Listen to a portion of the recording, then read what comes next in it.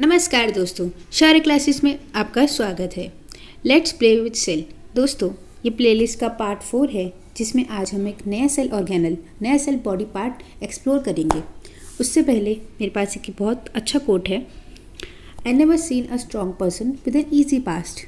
दोस्तों, आज भी आपका कोई भी रोल मॉडल है या कोई भी लाइफ में सक्सेसफुल है या स्ट्रॉन्ग है तो उसका कोई इजी पास्ट नहीं रहा होगा। उसने पास्ट में या पहले बहुत कुछ झेला होगा, हार्ड वर्क किया होगा, जब भी आज वो इस मुकाम पे है।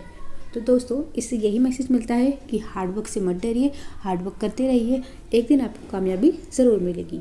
तो चलिए इसी अच्छी बात से अपने नए सेल ऑर्गेनल जो है एंडोप्लाज्मिक रेटिकुलम, उसको अपने बॉडी पार्ट से या किसी दूसरी चीज़ से कंपेयर करके समझते हैं। तो चलिए दोस्तों, वीडियो को स्टार्ट करते हैं। Endoplasmic reticulum as a protein factory. दोस्तों, मैंने इसको एक प्रोटीन फैक्ट्री से कंपेयर करके समझा है और मैं आपको भी वैसे ही समझाना चाहूँगी। क्यों? क्योंकि एंडोप्लाज्मिक रेटिकुलम सेल का वो ऑर्गेनल है जो प्रोटीन मैन्युफैक्चरिंग के लिए रिस्पॉन्सिबल होता है। दोस्तों, वैसे तो आपकी सारे जो भी सेल होता है उनका एक एम होता है, one of their aim is to make proteins.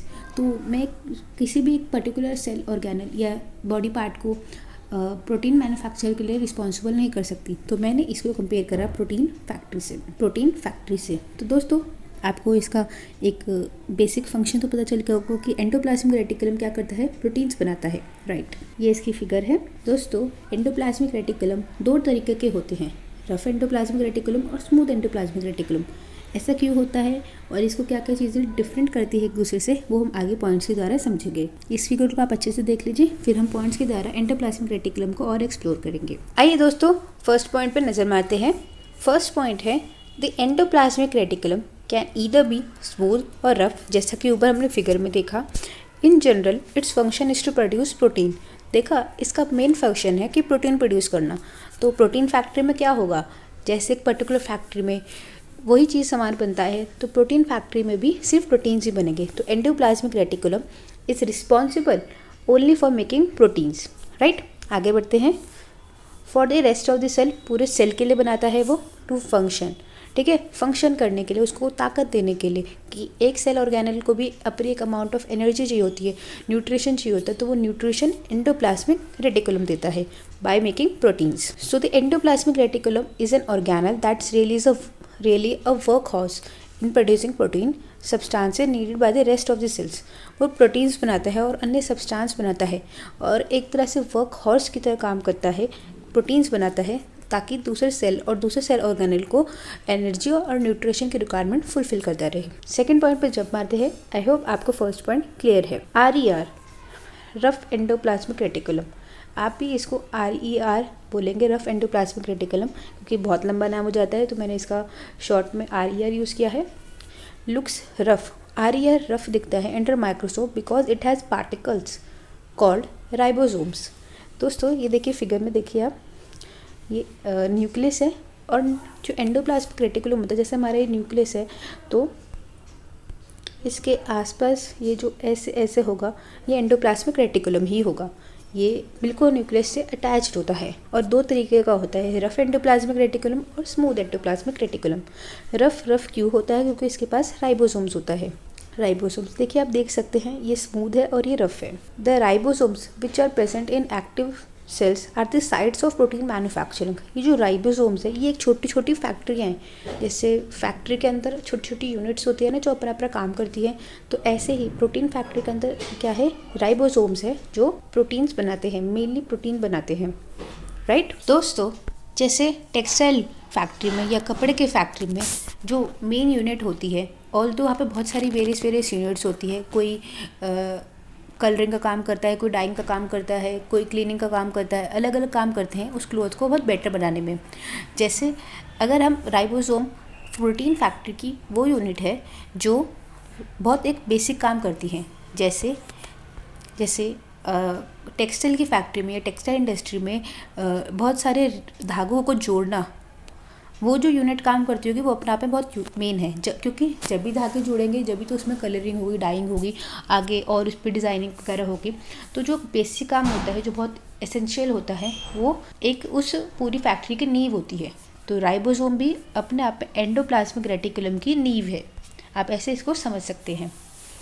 आगे प्रोसीड करते हैं। द SCR यानी स्मूथ एंडोप्लाज्मिक रेटिकुलम। स्मूथ क्यों है? देखिए, रफ इसको इसलिए बोला गया है कि इस पे छोटे छोटे दाने हैं, ऐसा लग रहा है इसको चिकन पॉक्स हो रखा है, और ये बिल्कुल साफ़ है, राइट। तो ऐसा आप इसको और चीज़ें समझ सकते हैं, और इसकी फिगर में भी फ़र्क आ जाता है, जैसे ये ऐसा है और ये इसके ऊपर ट्यूब्यूल्स निकले हुए हैं, क्रिस्टल और ट्यूब्यूल्स, ये आप आगे और अच्छे से समझेंगे। तो SCR का भी फ़र्क फंक्शन है। देखिए, एंडोप्लाज्मिक रेटिकुलम है, दोनों प्रोटीन मैन्युफैक्चरिंग के लिए ही रिस्पॉन्सिबल है, पर रफ और स्मूथ एंडोप्लाज्मिक में माइन्यूट डिफरेंस आ जाते हैं, वो आगे हम डिफ्रेंसिएशन से समझेंगे। थर्ड पॉइंट है, the SCR helps in manufacturing of fats, molecules और lipids important for sale function. दोस्तों, अपन एक पूरी बॉडी चलाने के लिए, जैसे यहाँ पे सेल एक बॉडी है, उसमें अलग अलग चीज़ें चाहिए होती है। जैसे हमें प्रोटीन्स तो मिल गए, अब फैट मॉलिक्यूल्स और लिपिड्स जो है हमारा स्मूथ एंडोप्लाज्मिक रेटिकुलम बनाता है। ये प्रोटीन्स नहीं बनाता क्योंकि इसके पास वो यूनिट ही नहीं है। ये भी एक फैक्टर की सब यूनिट है, पर इसमें राइबोसोम्स जैसी प्रोटीन बनाने की क्षमता नहीं है, क्योंकि इसके पास राइबोसोम्स ही नहीं है, right. Some of these proteins and lipids help in building the cell membrane. ये सेल मेम्ब्रेन बनाने में हेल्प करती है। सेल मेम्ब्रेन क्या होती है, इसके बारे में हमारी वीडियो बन चुकी है, अगर आपने नहीं देखी हो तो please give it a watch. तो यहाँ पे ये जो सेल, जैसे यहाँ पे ये न्यूक्लियस हो गया, इसके आगे एंडोप्लाज्मिक रेटिकुलम हो गया, ये प्रोटीन्स और लिपिड्स कंपाइल करके, प्रोटीन्स यहाँ से आगे, लिपिड्स यहाँ से आगे, तो ये सारे कहाँ भेजते हैं, सेल मेम्ब्रेन में, ताकि उसको नरिशमेंट मिलती रहे टाइम टू टाइम। और इसी प्रोसेस को क्या बोलते हैं, बायोजेनेसिस। ये आपका 1 मार्क में क्वेश्चन आ सकता है, व्हाट इज़ बायोजेनेसिस, तो आप इसका ध्यान रखेंगे, राइट। तो SCR का एक फंक्शन ये हो गया। दूसरा function, SCR also plays a crucial role in detoxifying many poisons and drugs. दोस्तों, SCR का जब जैसे कोई हमने मान लीजिए हमको चींटी काट गई, उसने हमारे अंदर एक कोई बहुत कम लेवल का एसिड या पॉइजन छोड़ा, पर उसको डिटॉक्सिफाई करने में, या कोई भी और पॉइजन जो हम गलती से ले लेते हैं, राइट, हमें कोई कीड़ा काट गया, कुछ काट गया, तो उनको डिटॉक्सिफाइंग, उनका असर कम करने के लिए SCR एक इम्पॉर्टेंट रोल प्ले करता है। तो इसके 2 इंपॉर्टेंट फंक्शन हो गए, biogenesis and detoxifying many poisons and drugs. तो ये अपने आप पे SCR एक इम्पॉर्टेंट रोल प्ले करता है। आई होप आपको SCR के फंक्शन समझ में आ गए होंगे। 4th पॉइंट पे जब मारते हैं, ER also provide the cytoplasmic framework providing a surface for some biochemical activities of cell। Cell के अंदर बहुत सारे फंक्शंस हो रहे होते हैं टाइम टू टाइम, एक साथ ही बहुत सारे फंक्शंस होते हैं, जैसे हमारी बॉडी के अंदर होते हैं कि कहीं पे हार्मोन सिक्रीट हो रहा है, कहीं पे खाना डाइजेस्ट हो रहा है, ऐसे ही सेल के अंदर बहुत सारी चीज़ें हो रही होती हैं। तो एंडोप्लाज्मिक रेटिकुलम जो अपना आप में बहुत फैली हुई चीज़ है, तो वो एक फ्रेमवर्क प्रोवाइड करता है, एक सरफेस एरिया प्रोवाइड करता है, उस वहाँ पे बायोकेमिकल एक्टिविटीज़ हो सके।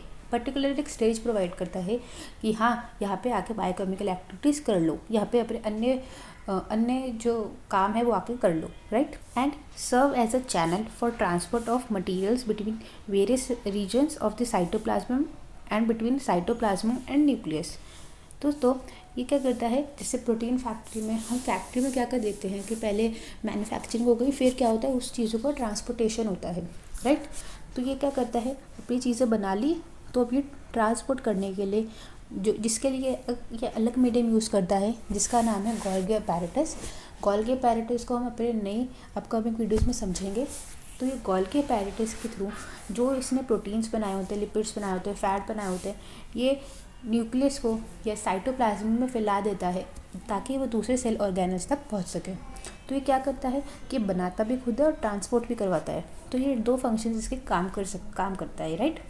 तो ये इसकी डुअल फंक्शंस हो गए, राइट। तो इसने न्यूक्लियस पे जो भी सामान बनाया, तो ये बाकी चीज़ों को देता है, डिफरेंट सेल, जैसे यहाँ पे गोल्गी अपैरेटस हो गया, यहाँ पे सेल मेम्ब्रेन को दे दिया इसने, न्यूक्लियस को दे दिया, और भी अलग अलग जो सेल ऑर्गेनल्स हैं जिनको हम अपनी अपकमिंग वीडियोज़ में समझने वाले, उनको ये प्रोटीन्स और लिपिड्स और बाकी अन्य चीज़ें न्यूट्रिशन प्रोवाइड करता है, राइट। तो आई होप आपको 4th पॉइंट क्लियर है। सो now comes the differentiation between the smooth endoplasmic reticulum versus rough endoplasmic reticulum. दोस्तों, ये वाला जो क्वेश्चन है, ये CBSE 9th में टर्म 2 में बहुत बार पूछा गया है। तो चलिए इसका आप ध्यान रखेंगे और इसको समझ लेते हैं। Smooth endoplasmic reticulum do not have ribosomes, ये हमने ऊपर भी देखा। Rough endoplasmic reticulum have ribosomes. जब भी वो रफ होते हैं, हमने समझा कि वो चिकन पॉक्स, ऐसे लगता है किसी को चिकन पॉक्स निकल गया हो, वैसे लगते हैं। Found near the cell membrane, ये सेल मेम्ब्रेन के पास होते हैं। क्यों? क्योंकि इनको बायोजेनेसिस करना होता है।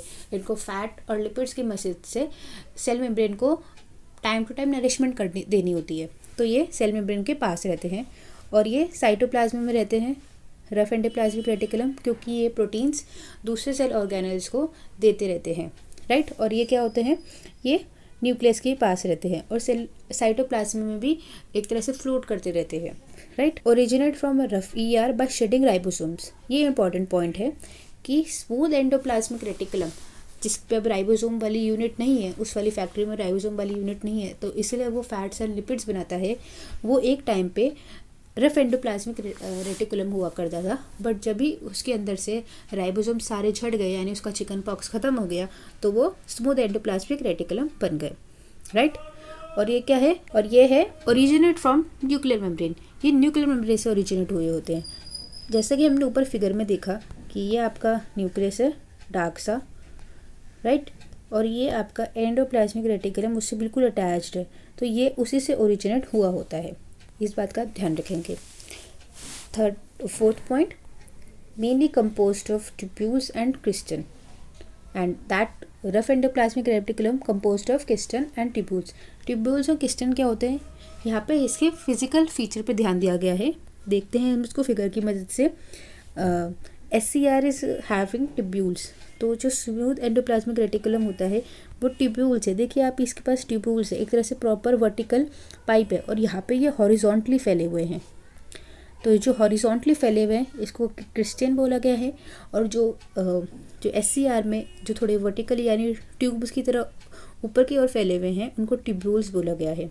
तो ये इनका एक फिजिकल फीचर है कि जब रफ एंडोप्लाज्मिक रेटिकुलम में से सारे राइबोसोम्स हट जाएं तो वो कुछ ऐसा हो जाता है, और उनके थोड़ी फिजिकल फीचर में भी फ़र्क आ जाता है। एक बार इसको आप ध्यान से देख लीजिए। तो चलिए दोस्तों आगे बढ़ते हैं। आई होप आपको फोर्थ पॉइंट क्लियर है। ये तो हमें पता ही है। Fifth point, synthesize and store fats and lipids. ये प्रोटीन्स बनाता है क्योंकि इसके पास राइबोसोम्स होते हैं। Last point, found in lipid forming cell and present in protein forming cell.